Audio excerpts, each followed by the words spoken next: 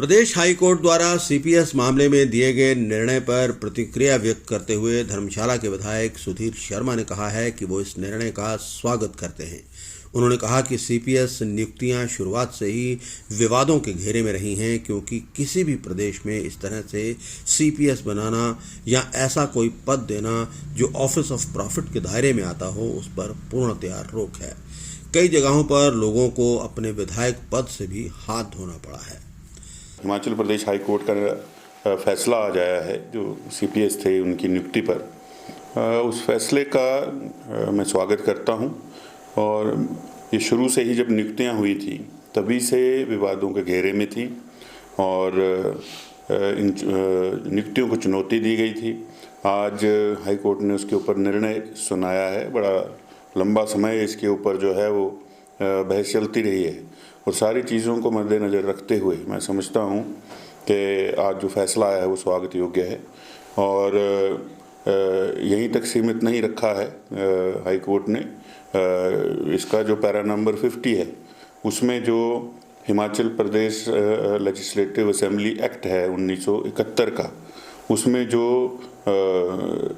Disqualification of legislative assembly member जो है उसमें जो इसमें छूट दी गई थी उसको भी हटा दिया गया है कि उसको इसमें नहीं रखा जा सकता था। ये ऑफिस ऑफ प्रॉफिट को जो है वो अट्रैक्ट करता है।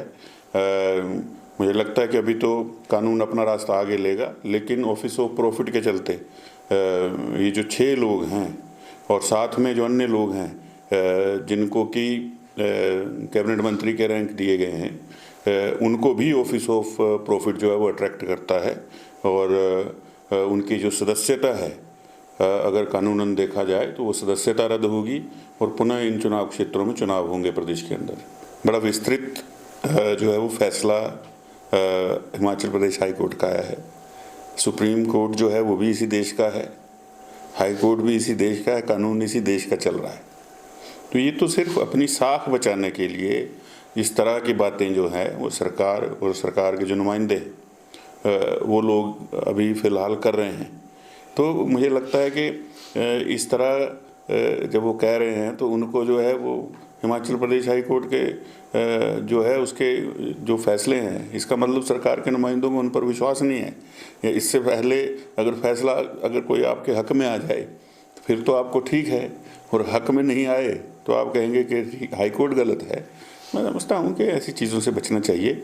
और जब मैंने जैसे आपको कहा कि पैरा नंबर 50 में पूरा क्लियर इतनी अच्छी जजमेंट लिखी हुई ऐसे मामलों में मैंने आज तक नहीं देखी। मैं खुद पार्लियामेंट्री सेक्रेटरी था।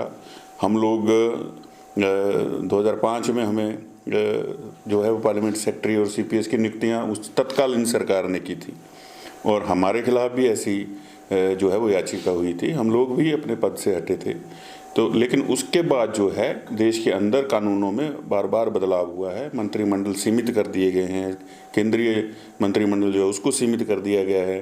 किसी भी प्रदेश में देश के अंदर ऐसी जो नियुक्तियां हैं उनको करना असंवैधानिक और कानून के खिलाफ माना गया है और कई जगह पर जो हैं वो लोग जो हैं अपनी विधायिकी से भी उनको हाथ धोना पड़ा, क्योंकि ऑफिस ऑफ प्रॉफिट जो है ये नियुक्तियां अट्रैक्ट करती हैं। एक सवाल के जवाब में सुधीर शर्मा ने कहा कि प्रदेश सरकार तो शुरू से ही संकट में है, कभी वित्त संकट तो कभी राजनीतिक संकट तो कभी समोसा संकट। उन्होंने कहा कि सरकार ने कभी प्रदेश को गंभीरता से चलाया ही नहीं और सरकार को तो आदत हो गई है रोज़ फजीयत कराने की।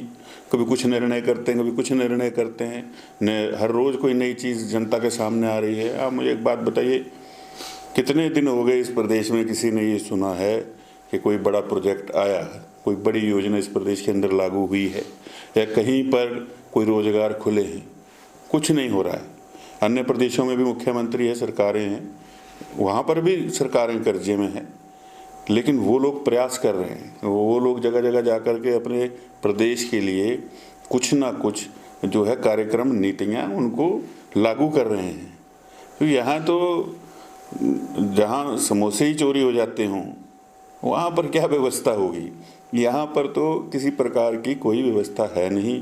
सरकार कोई गंभीरता से इस सरकार को कोई लेता नहीं है। क्योंकि सरकार के अंदर जो लोग बैठे हैं वो खुद ही गंभीर नहीं है। तो आपको प्रशासनिक दृष्टि से प्रदेश को देखना होता है और तब जा कर के प्रदेश आगे बढ़ता है। और जब आप हर चीज़ को राजनीति से देखने लग जाएं, उस चश्मे से इस प्रदेश को देखेंगे तो प्रदेश का कभी भला नहीं हो सकता।